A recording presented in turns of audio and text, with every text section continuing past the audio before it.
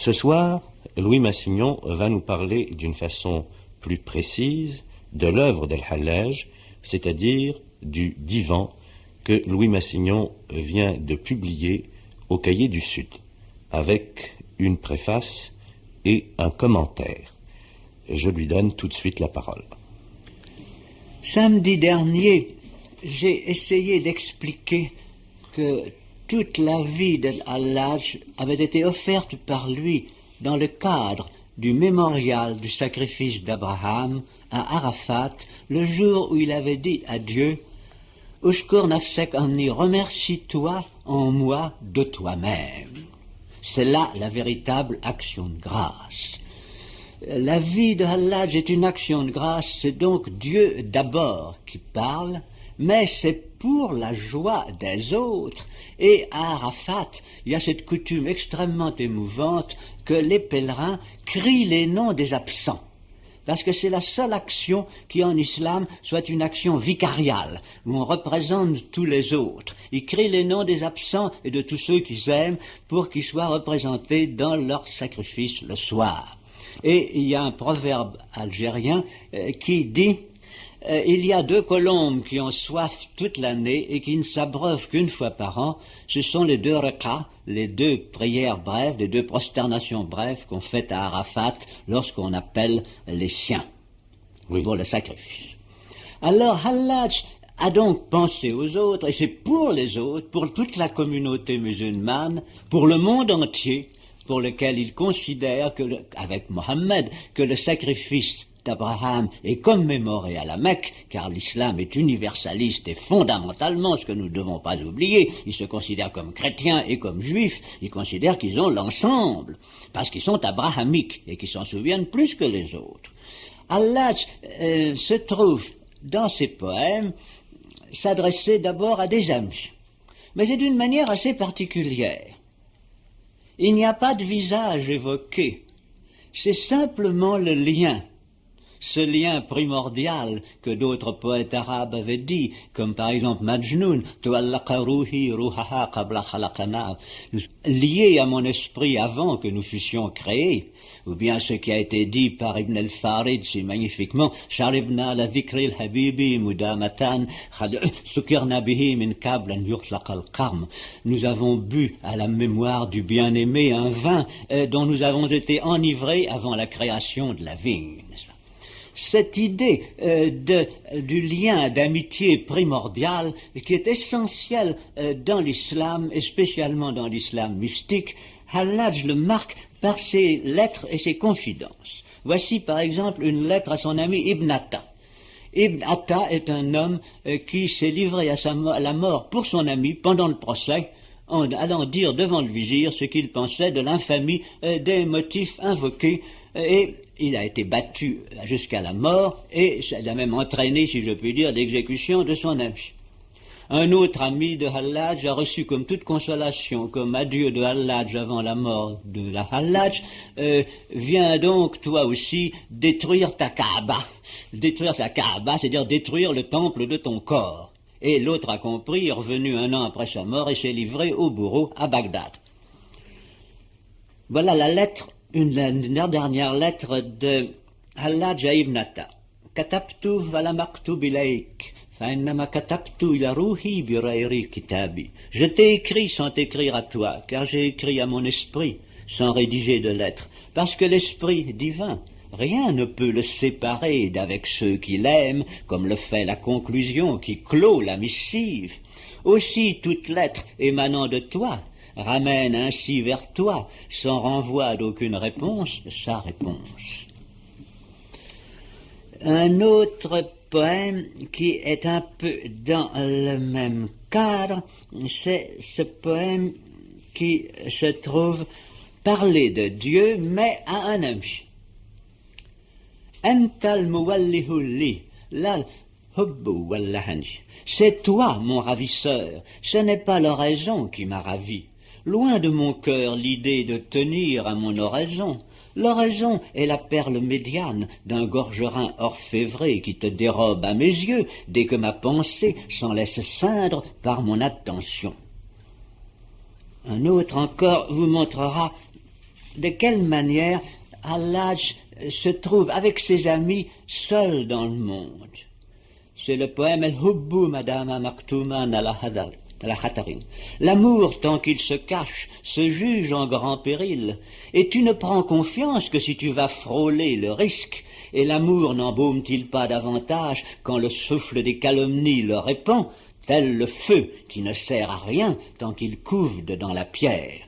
Et maintenant que le geôlier arrive, que les policiers s'attroupent et que le dénonciateur leur a donné mon nom, j'en viens à désirer que mon âme soit dispensée de ton amour, comme si je pouvais réussir à me dispenser de toi, ô mon ouïe, ô ma vue.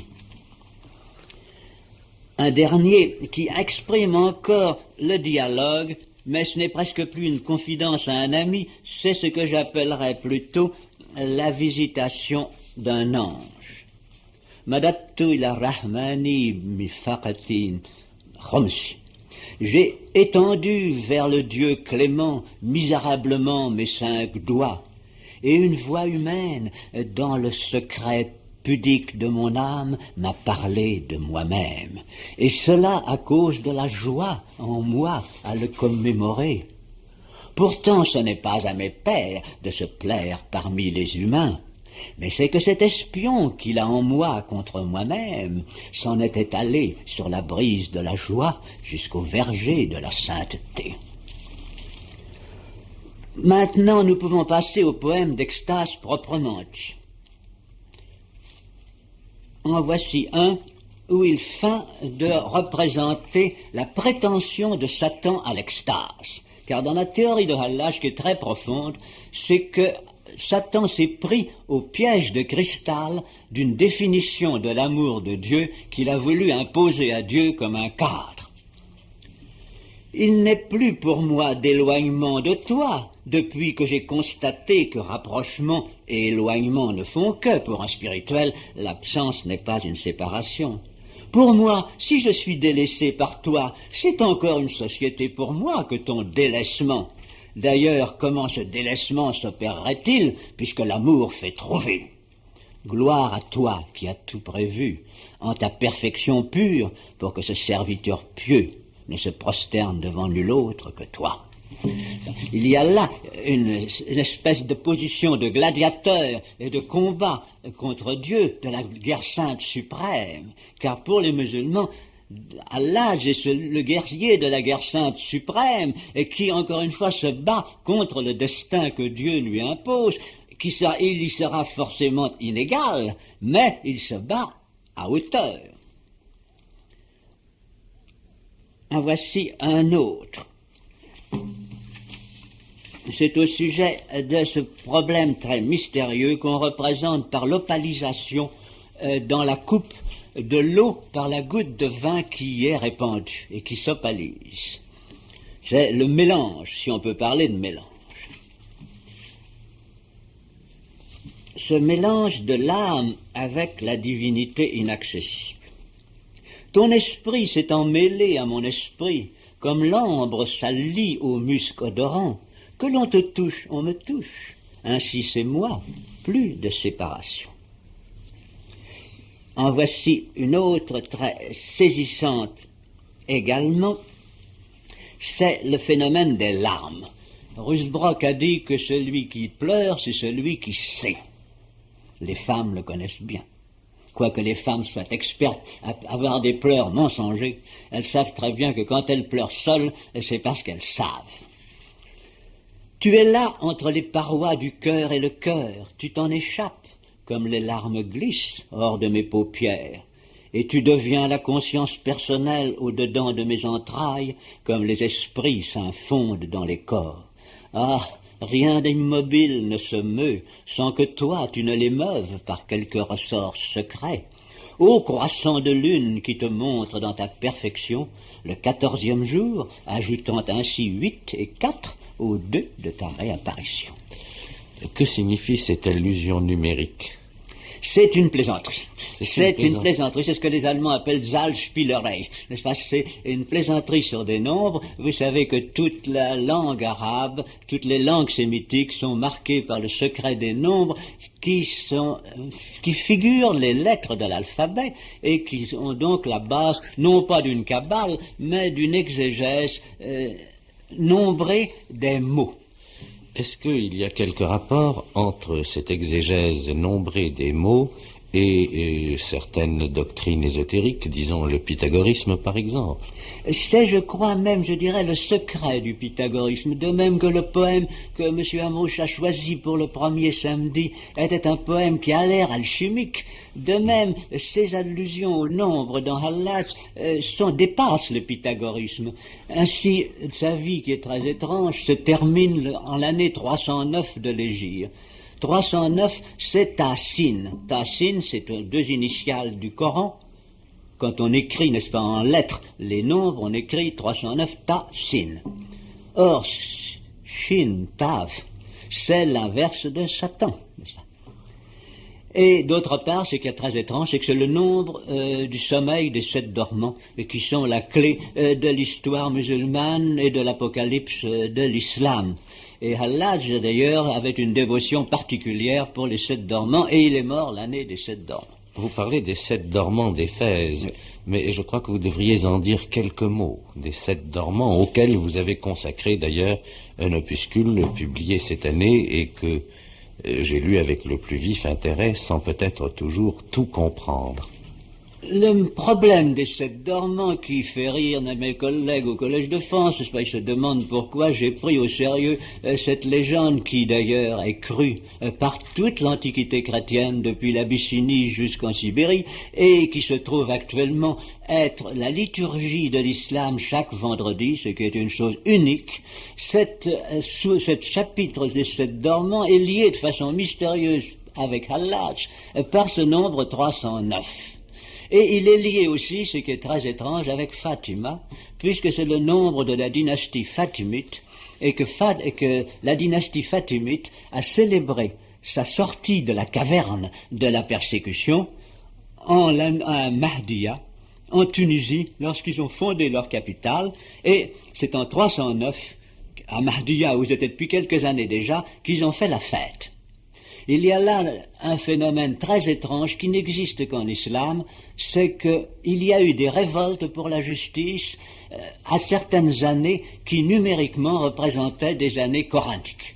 Il y a eu une révolte fatimite en 290, parce que 290 c'est le nom gnostique de Fatima, la fille bien-aimée du prophète, la mère de Hossein, l'autre Hossein qui a été tué à Kerbela, et c'est en même temps le nom de Marie, Myriam.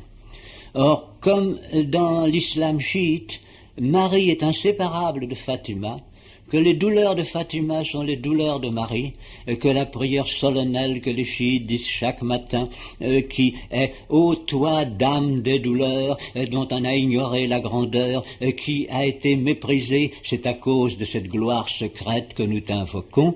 De même, les révoltés, les rebelles chiites ont choisi ces années-là pour des insurrections. Hallaj a-t-il été chiite? C'est le grand problème. Les chiites le pensent, les sunnites le nient, les chiites de son temps l'ont fait exécuter. C'est là un point sur lequel je ne peux pas insister davantage, mais je vous remercie de m'avoir permis de poser la question. Je vous en prie. Mais je voudrais bien que nous reprenions. Vous aviez commencé maintenant à lire quelques-uns des poèmes mystiques. Permettez-moi de rappeler cette 4e prasida qui montre les diverses étapes dans la voie de l'ascèse. Elle figure ici dans votre traduction aux pages 10 et 11. C'est le recueillement, puis le silence, puis l'aphasie et la connaissance, puis la découverte, puis la mise à nu. Et c'est l'argile, puis le feu, puis la clarté et le froid, puis l'ombre, puis le soleil. Et c'est la rocaille, puis la plaine, puis le désert et le fleuve, puis la crue, puis le dessèchement, passage de la mer Rouge. Et c'est l'ivresse, puis le dégrisement, puis le désir et l'approche, puis la jonction, puis la joie. Et c'est l'étreinte, puis la détente, puis la disparition et la séparation, puis l'union, puis la calcination. Et c'est la transe, puis le rappel, puis l'attraction et la conformation, puis l'apparition divine, puis l'investiture de l'élection. Phrases que tout cela, accessibles à ceux-là seuls pour qui tout ce bas monde ne vaut pas plus qu'un sou, et voient de derrière la porte. Mais l'on sait que les conversations des hommes, dès que l'on se rapproche, s'assourdissent en un murmure. Et la dernière idée qui se présente aux fidèles, en arrivant à la barrière, c'est « mon lot et mon moi », car les créatures servent de leurs inclinations, et la vérité sur Dieu, quand on le constate, c'est qu'il est saint. Quand on constate Dieu, cela signifie-t-il que l'expérience mystique aboutisse uniquement à cet état qui serait celui du constat de la présence indubitable de Dieu? Ou bien faut-il penser que l'état d'union puisse être prolongé, si j'ose dire, au-delà de ce simple fait de constater Dieu, puisse introduire une sorte de voie transcendante à travers et au-delà de ce constat. Il y a une réponse précisément dans le divan à la page 103. C'est un poème étonnant qui est, je crois, le point culminant de Hallaj. C'est une conversation qu'on lui rapporte. Quelqu'un lui dit « Comment donc est la route qui mène à Dieu ?» Il répond « Tariq bain etnain » Il n'y a de route qu'entre deux, et ici avec moi, il n'y a plus personne. Et je lui dis « Explique !» Celui qui ne saisit pas nos allusions ne saura être guidé par nos explications. Et il récita « Ah, est-ce moi? Est-ce toi? Cela ferait deux dieux. Loin de moi la pensée d'affirmer deux. Il y a une ipséité tienne au fond de mon néant pour toujours, et mon tout par-dessus toute chose s'équivoque d'un double visage. Où donc est ton essence hors de moi pour que j'y vois clair? Mais déjà mon essence s'élucide au point qu'elle n'a plus de lieu. Et où retrouver ton visage, objet de mon double attrait, au nadir de mon cœur, au nadir de mon œil? Entre moi et toi, il y a un « c'est moi » qui me tourmente. Ah, enlève par ton « c'est moi » mon « c'est moi » hors d'entre nous deux. C'est en effet un admirable poème, c'est un admirable texte français, mais nous avons déjà pris un peu de temps. Je voudrais maintenant vous demander d'avoir la gentillesse de vous approcher un peu de nous, car ces textes sont des textes véritablement cryptiques, et dans leur éclat, dans leur intensité, il est bien certain qu'ils recèlent un secret qu'il est impossible de pénétrer par l'esprit. C'est un secret qu'il faudrait en quelque manière s'approprier, qu'il faudrait vivre par une expérience parallèle à celle de Hallaj. Nous ne pouvons, nous profanes, que nous y prêter dans le mouvement d'une sorte de désir profond et de nostalgie qui nous porterait à mimer dans l'âme même des états que nous n'avons pas connus, que nous n'avons pas vécus. Je voudrais que vous approchiez un peu de nous et que vous nous disiez quelques mots de ce que vous pensez à propos des autres poètes mystiques, disons de poètes mystiques chrétiens par exemple, comparés à cette poésie de Hallaj qui est si extraordinairement dépouillée. C'est tout le problème que nous avons en ce moment-ci pour comprendre l'Algérie. Il y a à l'état sauvage, dans la langue arabe, par la tradition musulmane, un témoignage monolithique d'une certaine présence de Dieu brûlante qui n'est pas domestiquée par des sacrements et facilitée par toutes les combinaisons et les ruses de la théologie morale. Il y a cette espèce de calcination. Je ne dis pas que toutes les âmes musulmanes désirent la supporter, mais je sais qu'il y a chez eux, d'une manière terrible, à certains moments, le témoignage. C'est l'idée du témoignage. Nos langues ne peuvent pas témoigner. Les langues, je dis souvent que les langues ariennes sont des idolâtres. Nous avons christianisé nos usages, mais nous disons toujours jeudi le jour de Jupiter ou vendredi le jour de Vénus, n'est-ce pas? Les musulmans n'ont jamais eu cela et leur langage est conforme à leur foi. Parce qu'il y a une congénialité très étrange entre l'arabe qui est la plus dure, la plus archaïque des langues sémitiques et la révélation mohammedienne qui est un durcissement d'avant la loi de Moïse, le durcissement du temps des patriarches, où je dirais qu'il n'y a presque plus de promesses parce que les hommes n'en étaient pas dignes, et il n'y a que cette présence inaccessible, déchirante, et qui tout de même, quelquefois, comme une blessure, entre dans le cœur de l'homme. Car il est dit chez eux, il y a un verset du Coran d'ailleurs, que ce que peut porter le cœur peut porter ce que le monde et les créations ne peuvent pas porter. Il y a dans le déchirement du cœur, sous cette forme très étrange qui est dit pour le prophète Mohammed et pour beaucoup de mystiques musulmans, il y a une expérience de Dieu qui touche, comme vous le disiez tout à l'heure, au-delà des explications, à cette espèce de conception que la femme a sourdement lorsqu'elle enfante, n'est-ce pas, lorsqu'elle conçoit. Le croyant dans l'islam ne peut pas concevoir Dieu dans une forme directe puisqu'il n'y a pas l'incarnation. Mais il peut le subir comme la foudre. Et il le reçoit comme la foudre en lui-même, n'est-ce pas? C'est le jugement. C'est le problème de la parole sous forme de jugement. L'Église catholique, l'Église chrétienne, a reçu la parole de Dieu que Israël avait révélée. Il l'a reçue sous une forme douce d'un enfant qui est devenu homme et qui est mort pour nous sauver. Et nous le sommes plus ou moins. L'islam recevra la parole divine en plein cœur au jugement. D'ici là, il n'y a pas de moyen terme. Alors, l'islam, par définition, ne devrait pas avoir de mystique banale. Et évidemment, il en a eu qui sont des gens très intelligents, des paramystiques. Mais je continue à penser qu'un cas comme Al-Hajj est un cas tout à fait exceptionnel et crucial dans l'islam, car il a poussé à la limite ce respect de l'inaccessibilité de Dieu, et en même temps, il disait d'ailleurs, ne te tolère pas sans l'aimer et ne te vante pas de l'aimer.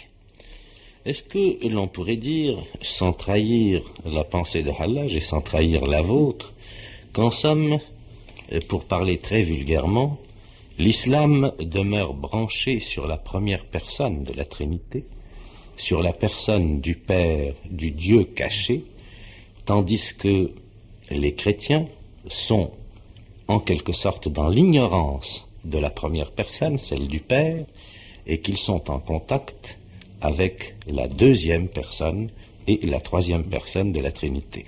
La troisième, je vous fais une arrêt. Je passe souvent pour antisémite, et je ne le suis pas du tout. Et je voudrais dire que la troisième, comme l'a dit profondément Léon Bloy, touche Israël. Israël ne croit plus ni en la première personne, et n'a jamais voulu croire dans le Messie la seconde. Il leur reste l'espérance. L'espérance est la chose la plus déconcertante qu'il y ait. C'est ce dont l'islam manque un peu. Il y a cette amertume de la loi paternelle sans miséricorde, une loi qui n'ose même pas dire paternelle. Chez les chrétiens, il y a cette chose atroce, c'est que nous aimons Dieu sans le croire, ce qui est affreux, n'est-ce pas, laïque, deceived husband, comme disait Shakespeare, ce qui est abominable, n'est-ce pas? La chrétienté se livre à toute espèce d'œuvre de charité, mais ne croit pas en Dieu pour lequel elle les fait. Israël, c'est encore plus atroce, c'est le supplice de l'espérance. Merci, Louis Massignon.